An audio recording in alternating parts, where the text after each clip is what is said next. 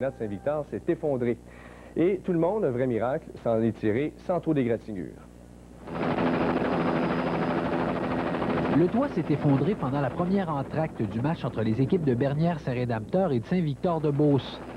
Coup de chance, les 150 spectateurs venaient tout juste de quitter leur siège pour se réchauffer au restaurant, évitant de peu une mort quasi certaine. C'est la panique totale, tout le monde cherchait tout le monde. Tu sais, là, il manque mon frère, il manque ma soeur, il manque mon chum, il manque n'importe quoi. On voyait rien à l'autre bord.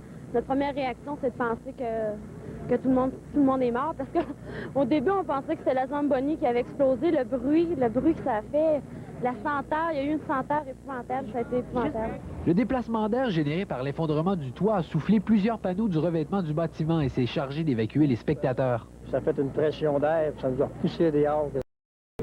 Ça a donné un gros coup. Les 5 personnes qui se trouvaient sur la glace ont traversé le centre de la patinoire quelques secondes avant la catastrophe. Miraculés, ils ont pu sortir sans problème, mais le plus chanceux, c'est l'homme qui a choisi de demeurer dans les estrades plutôt que de filer au restaurant. Il s'est retrouvé écrasé sur son siège. Tu sais, ma question comme Till, là, avait la face à côté dans la tôle, puis le monde était sur le dessus quand je suis rentré, il essayait de déblayer, puis le gars disait en dessous, il a bien parlé. Il dit, ôtez-vous de là, 3 petits points. Les pompiers ont réussi à le secourir en quelques minutes. Il s'en est tiré avec des blessures mineures, même s'il était recouvert par plusieurs centaines de kilos d'acier et de fer. Une bonne étoile veillait sur lui. Béni vers le ciel, béni pour lui.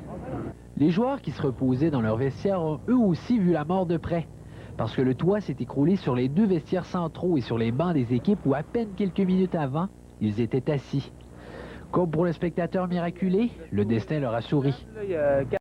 Puis les 2 chambres du milieu sont écrasées complètement.